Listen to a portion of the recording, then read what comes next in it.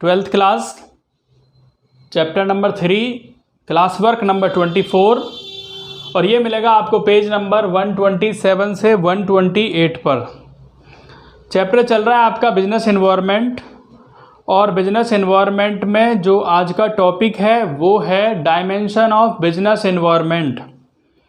Dimension कहते हैं आयाम को कि बिजनेस एनवायरनमेंट के क्या आयाम हैं।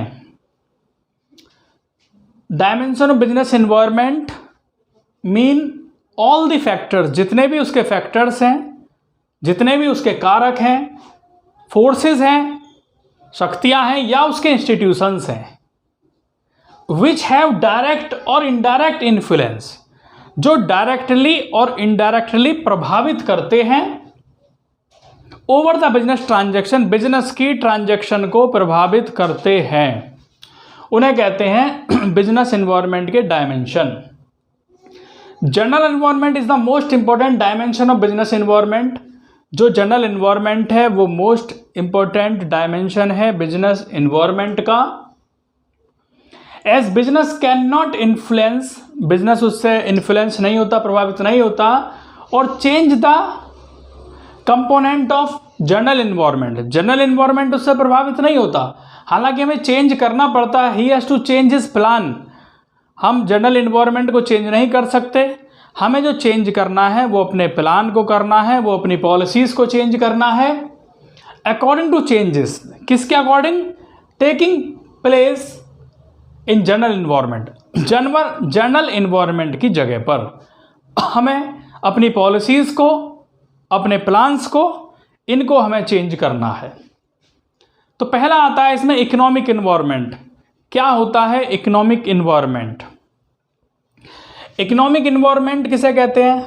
इकोनॉमिक एनवायरनमेंट में वो सभी फैक्टर्स और फोर्सेस आते हैं विच directly influence the economy of your country, जो हमारी कंट्री को डायरेक्टली इफेक्ट करते हैं, जो हमारे कंट्री को, देश को डायरेक्टली प्रभावित करते हैं। जैसे कि कुछ एस्पेक्ट हैं इकोनॉमिक एनवायरनमेंट के। पहला है इंक्रीज इन जीडीपी।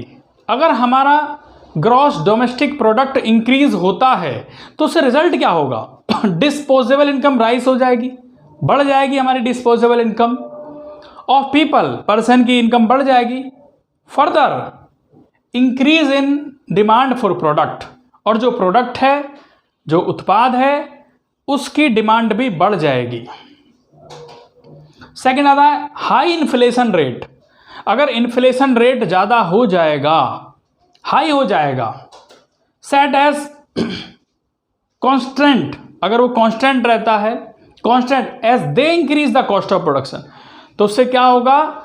हमारे प्रोडक्शन की कॉस्ट बढ़ जाएगी, हमारा जो उत्पादन है उसकी लागत बढ़ जाएगी। थर्ड आता है decrease in interest rate.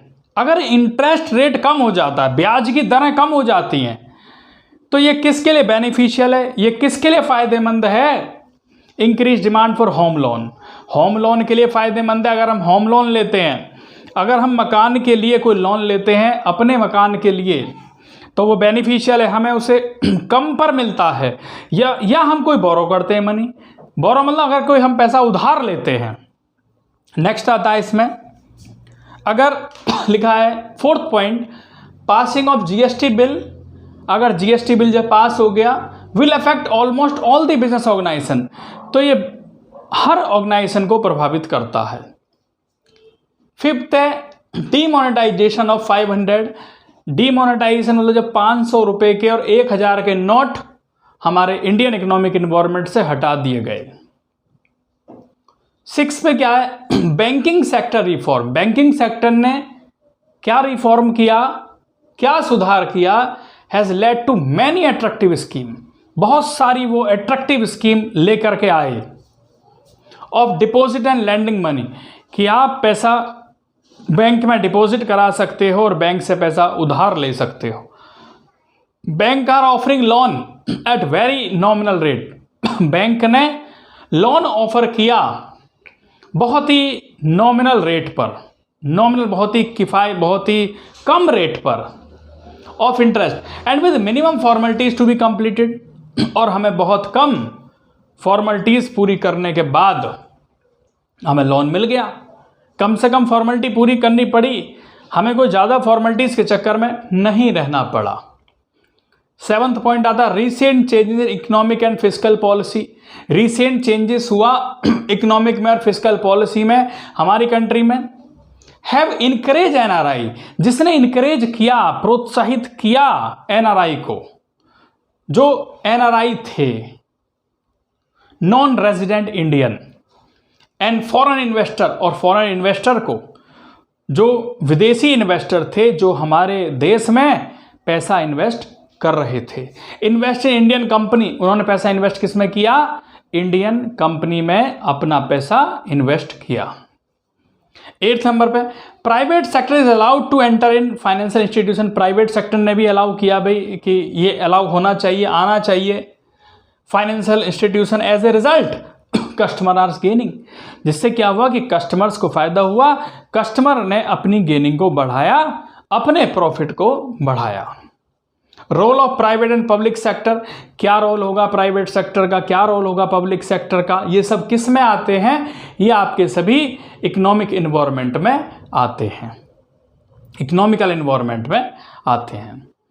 10th number पर rate of saving and investment. इससे क्या हुआ हमारा? सेविंग रेट बढ़ा, इन्वेस्टमेंट, भाई सेविंग पर कितना रेट मिलेगा, जो आपने इन्वेस्टमेंट किया है उस पर कितना परसेंटेज मिलेगा, जो पैसा आपने बैंक में डिपॉजिट कराया है। Money supply in the economy, economy में हमारी मनी सप्लाई कैसी रहेगी?